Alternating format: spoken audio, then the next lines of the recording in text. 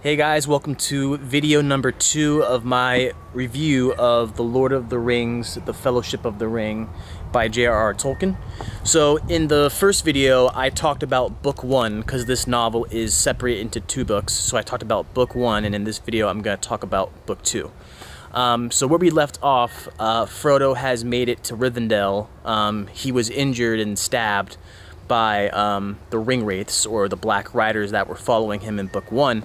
But now he's made his way to Rivendell safely, without at least being killed. I mean, he's been stabbed, but he's alive. And when he wakes up, he realizes that he's safe, and Gandalf is there, and he's told that there's going to be this council where they're going to decide the fate of the ring. And at this point, Frodo must be feeling really good, because his mission, his goal was to make it to Rivendell, right? His mission was to get the ring to Rivendell, and that was basically it. But now he's going to attend this council, and in this big council they have visitors from all over Middle-earth. There's men, there's elves, there's dwarves, and they all meet together to talk about what they're going to do about the ring. And essentially the conclusion that they all reach is that the ring is too dangerous and it needs to be destroyed. But the question is, who is going to go on the quest to destroy the ring? Because at the end of the day, the ring can't be destroyed with, like, you know, any kind of weapon. You can't just, like, break it with a hammer or, you know, just melt it in any ordinary fire. The only way that the ring can be destroyed is if you go to Mount Doom and you throw it in the fire where it was forged from. So the goal, the mission is someone's going to have to take this ring all the way to Mount Doom and throw it into the fire, and that's the only way that it can be destroyed. So, you know, the question is, who's going to do that? And nobody really steps up to the task, and eventually when Frodo sees no one else is going to do it, he decides that he'll do it. He volunteers, he says, I'll take the ring to Mordor. And it's interesting because what it suggests is that there's a courage deep down inside of Frodo that's pushing him to accept this task. There's something in him that's pushing him to embark on something where he can fulfill his true potential and do something not just for the Shire, but do something for all of Middle-earth. Once he accepts the task, there's other individuals in the group. You know, there's Gandalf. Gandalf says, I'll go ahead and go with you to help keep you safe and accompany you. Aragorn, who we mentioned in the last video, he accepts the task to go on the adventure with Frodo. And there's an elf named Legolas, a dwarf named Gimli, and there's another man named Boromir, and they all say, we'll go with you too. And then last but not least, his 3 hobbit friends, Sam, Merry, and Pippin, they volunteer to go as well. And so that's, you know, as this novel, the title suggests, The Fellowship of the Ring, that's what that is. This group of people, including Frodo, that's going to take the ring to Mordor and destroy it there, they are the Fellowship of the Ring. And so they embark on their quest, and they know, they're told, you know, this is going to be a really dangerous thing that you're going to do. You might not make it back alive. You might be seriously injured or hurt or scarred throughout this journey, but the hobbits and all the people there, they decide, yeah, we're going to go ahead and risk it, and we're going to go destroy the ring because it has to be destroyed. So anyway, they embark on their quest, and it takes them some time because they're trying to figure out what's the safest route. And after a lot of trial and error of trying to, you know, argue and debate which is the safest route, they eventually have to take one route which leads them into these mines where the dwarves live, and these mines are called the Mines of Moria. And so they enter into these mines, but it's really dangerous, it's really dark.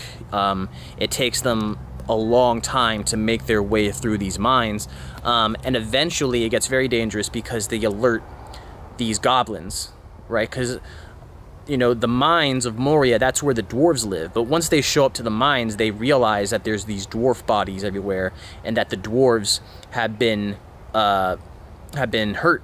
They basically were in a fight with some orcs, and a lot of these dwarves are dead. So that kind of spooks them out because they realize that the place they just entered into, there's goblins or orcs somewhere in here. They've killed the dwarves that are in here.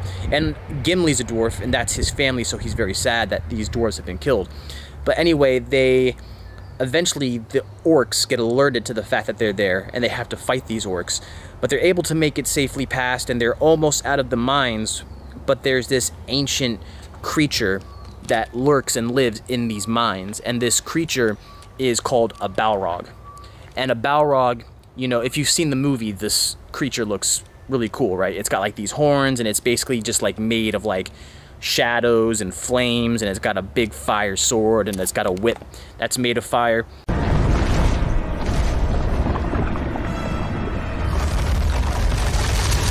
And it's very, very powerful. Like, nobody can really fight this thing, except Gandalf is in the Fellowship, and Gandalf is a very, very powerful wizard.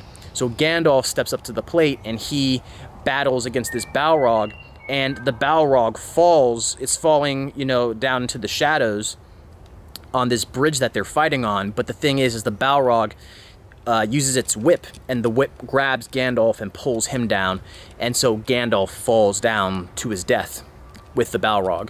And, you know, Aragorn just says, come on, we gotta go, and they get out of the mines. But as soon as they get out of the mines, they're in grief, because now Gandalf, who, I mean, Frodo and Aragorn and other people in the Fellowship are close with Gandalf, so it's like you going on a journey with one of your close friends, and they're dead now. You know, they're just taken from you like that.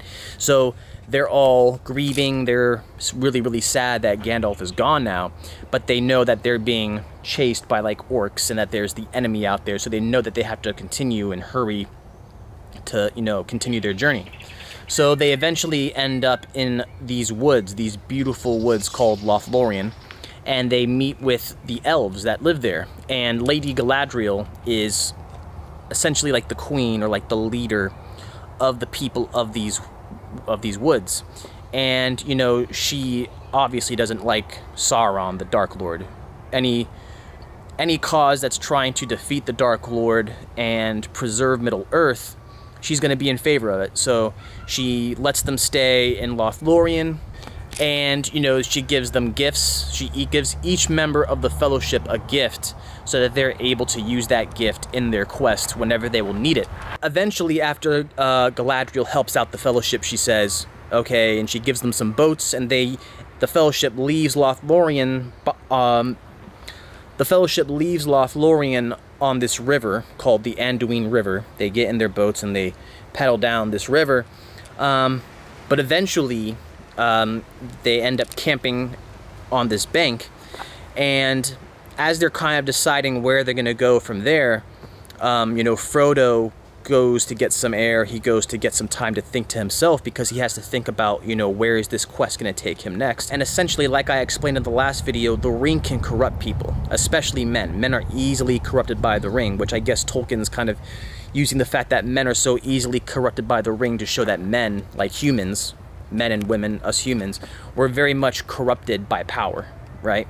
So Boromir, this guy, he's corrupted by the ring, and he tries to steal the ring from Frodo, and he wants it for himself so that he can use it.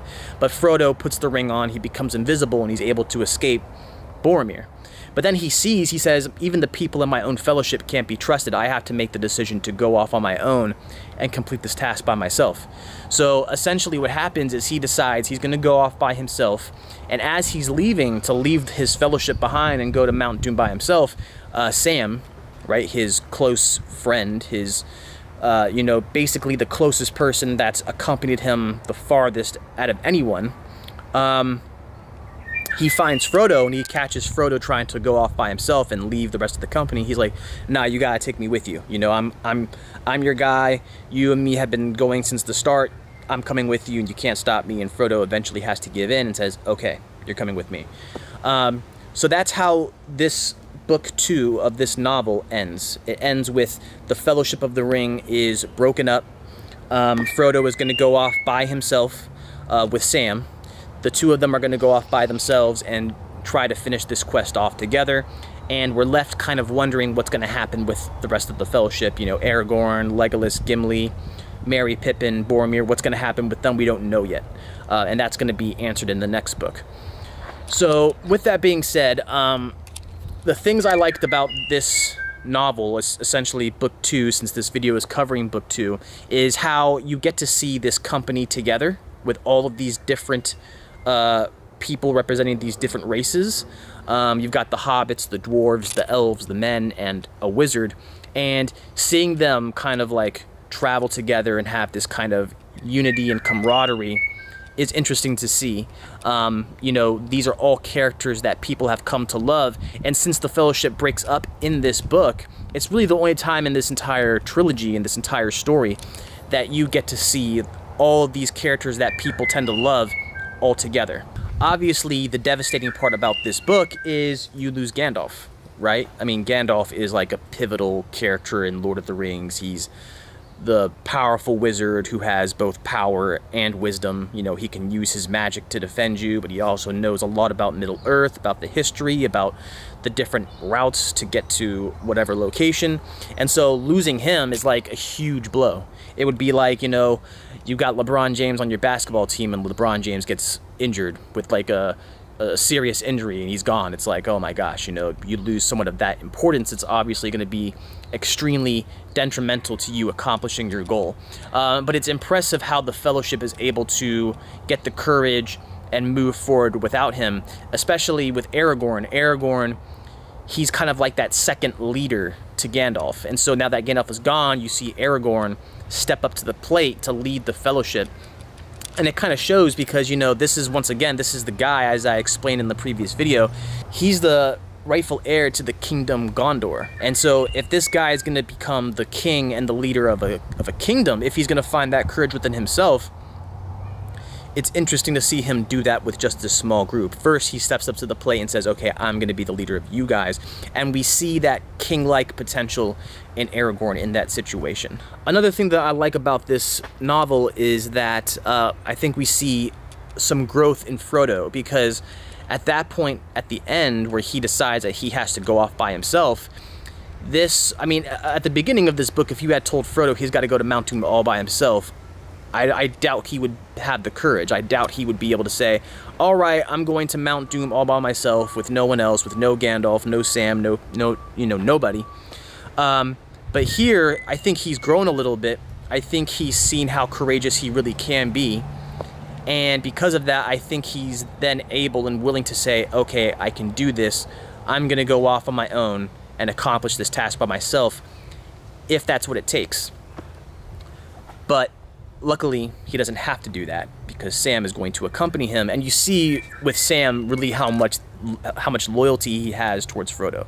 This is a guy who, you know, he could just say, going off with just me and Frodo alone is going to be too dangerous. No way. He's on his own. But he says, no, I'm so loyal that I'm going to go ahead and risk it. I'm going to go, even if it's just you and me, I can't let you go by yourself. I'm going to come with you. So that really shows a lot of character in Sam, that he is kind of like a quote-unquote ride or die. He's going to follow you to the end. And those are the kinds of friends and companions we all need in life. And it's good to know, you know, you kind of see Sam symbolizing that kind of friend and companion that we all need in life. One last thing is the fact that Frodo, you know, this is a little tiny hobbit. Like I mentioned before, hobbits are very, very small. They're very short. They're much shorter than the typical person. So when we think about, you know, a story as big as this, you know, a story that's as big on a huge scale, you've got a huge imaginary world, you've got huge enemies, huge obstacles, you think that in a quest this big, the protagonist or the person who takes it upon themselves to accomplish a quest, they must be big too, right? They have to be huge in order to accomplish this huge task. And I mean, obviously you have, you know, someone, you know, Aragorn is a big hero. You know, he's a capable, competent warrior, right? But the main protagonist, I guess the main character, especially of the Fellowship of the Ring, especially this novel in the Lord of the Rings story, it's Frodo, right? And Frodo is so small, so you have this small little person who's undertaking this humongous task that can affect the entire world. And I mean, one of the things that suggests, or one of the messages that kind of provides us, is that it doesn't really matter how big you are. What really matters is how big is the courage within you? How big is, you know, the courage for you to go ahead and take on any obstacle deep within yourself? How much confidence do you have within yourself to accomplish a certain goal or accomplish a certain task? I hope you guys enjoyed this video. If you love this book, let me know in the comment section what is one of your favorite things about it, or what are some of your favorite things about this story. Who are your favorite characters? What was your favorite part of this book? You know, anything that you guys want to let me know about how much you love this story or how much you love this book. Let me know in the comment section below. If you haven't already subscribed to this channel, make sure you hit the subscribe button. If you liked this video, give it a thumbs up, and I'll see you guys next time. Bye.